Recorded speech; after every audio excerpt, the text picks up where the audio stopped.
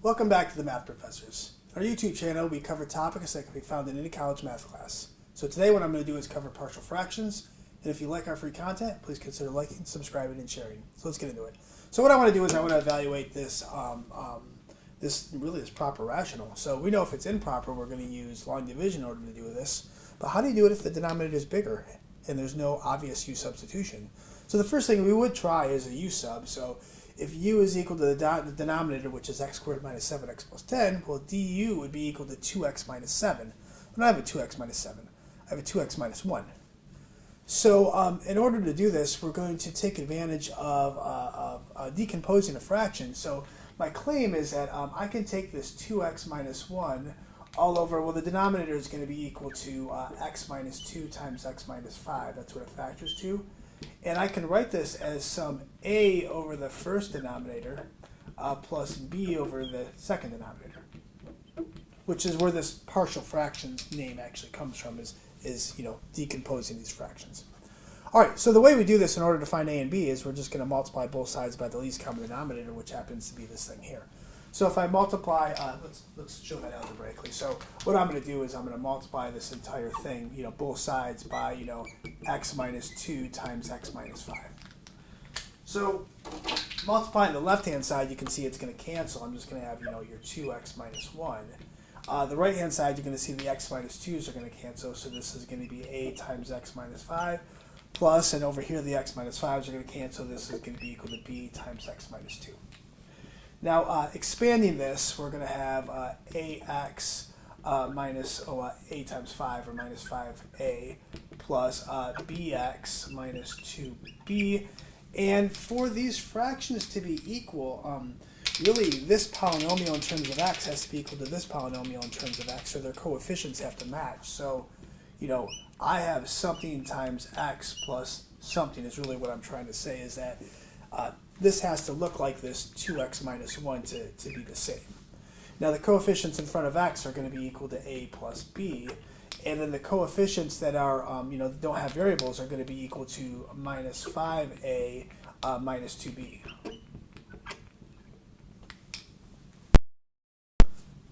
All right, so that means if these things are equal, that means these pieces have to be the same. That 2 has to equal x a plus b. And then similarly, negative 1 has to be equal to this minus 5 minus 5a minus 2b. So let's set up that system of equations. So we have 2 is equal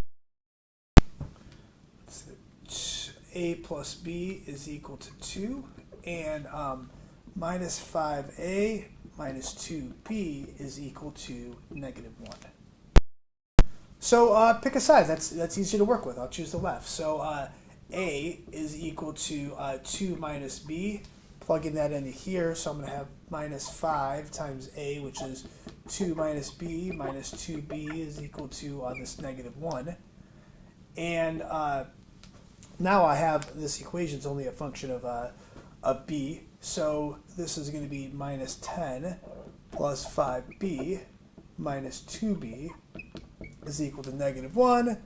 Combining our b's, so I'm going to have 3b is equal to, adding 10 to both sides is going to give us 9. So that means b is going to be equal to 3. Back subbing in here, a is going to be equal to 2 minus 3.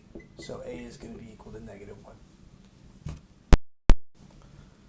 So what that means is, this partial fraction, I can really say that this is going to be equal to, remember this splits into x minus 2 plus, x minus 5, where the numerator of x minus 2 is a, so this is going to be equal to negative 1, and then b is going to be equal to 3 dx. Now these are just simple u subs, u is equal to x minus 2, so du is going to be equal to dx. And let's say, let's just use u as well. So u is going to be equal to x minus 5. Du is going to be equal to dx. We could call them subscripts 1 and 2 if that bothers you. So this is going to be, minus the integral of 1 over, u1 d u1. And this is going to be plus 3 times the integral of 1 over u2 du2. So these are logarithms, so this is minus the natural log of that, that first u substitution, plus 3 times the natural log of that second u substitution, plus c, where these u's are going to be the natural log of x minus 2 plus 3 times the natural log of x minus 5 plus c. All right. Now, this partial fractions is works for all your, basically for everything. What I'm trying to say is sometimes these things get pretty complicated, and this is the method that works. Now, if you have something that only has like linear denominators, there's something called the Heaviside method that will help you do this a little bit quicker. And let me show you it real fast. So what happens to do with this equation right here, you can kind of resolve A and B really quickly, and you can kind of also look at it up top. I'll show you two ways to look at this. So if x is equal to 5, then this entire first piece goes away. This is gone. So since that's gone, I'm going to have, x is equal to 5. This will be 5 minus 2, which would be 3. So this will be 3b. And x is equal to 5. This is 2 times 5, which is 10 minus 1, which is 9. So 3b is equal to 9, so b is equal to 3. Another way to look at that, and I actually kind of prefer to look at this equation, it's the exact same reason why this one works. If you want to find, if you want to figure out what, say, b is, you have to cover up this 5 here. I'll erase it right now. And then you just have to plug in 5 now. So 2 times 5, 2 times 5 minus 1 all over 5 minus 2, this is going to be what b is equal to, so this is going to be 9 over 3 is equal to b. Now similarly, if you want to find the other one, if I want to find a, you're going to get rid of this piece, and now you're going to plug in 2. So 2 times 2 minus 1 all over 2 minus 5, so we have 4 minus 1, which is going to be equal to 3 over negative 3, so that means a is going to be equal to negative 1. So that's honestly what that is, again, using is it's just using this equation, plug it in 5 to clear your a, and then plug it in 2 to clear your b if you want to solve for the other ones. But people like to use the cover-up method for this one. So that works really quickly if these things are linear. So I'll show you real fast. All right, so here's the next one. We'll do this with that method to make this pretty quick. So what I have is 4x minus 3, and this is going to be equal to x minus 2 times x plus 1. And we can see that factors to this denominator. So if I want to find a, we'll have to set this up as a over x minus 2 plus b over x plus 1. So if I want to find a, I have to use that denominator. So what I'm going to do is just cover up this x minus 2 and then plug 2 into here. So 4 times 2 minus 3 all over 2 plus 1. And similarly, if I want to find b, that comes from this x plus 1, so kind of ignore the x plus 1 and plug in negative 1 into what remains. So this is negative 1 minus 3 all over negative 1 minus 2. So what we're going to have is 8 minus 3, which is 5 all over 3. And over here, I'm going to have minus 4 minus 3, which is minus 7 over negative 3. So this is going to be 7/3. So this thing is going to be equal to the integral of a, which is 5/3 all over x minus 2 dx, plus 7/3 all over x plus 1 dx. And then again, using u substitution, we can see that these are nothing more than logarithms. So this is going to be 5/3 the natural log of x minus 2 plus 7/3 the natural log of x plus 1 plus c. So what happens if it's not, two linear denominators? What happens if it's a repeated root? Let me show you how that's done. So here's the next big one when it comes to partial fractions, if you have a repeated root. So what I can see is that this 7x minus 2, this is over, x minus 3 times x minus 3. That's what this thing factors into.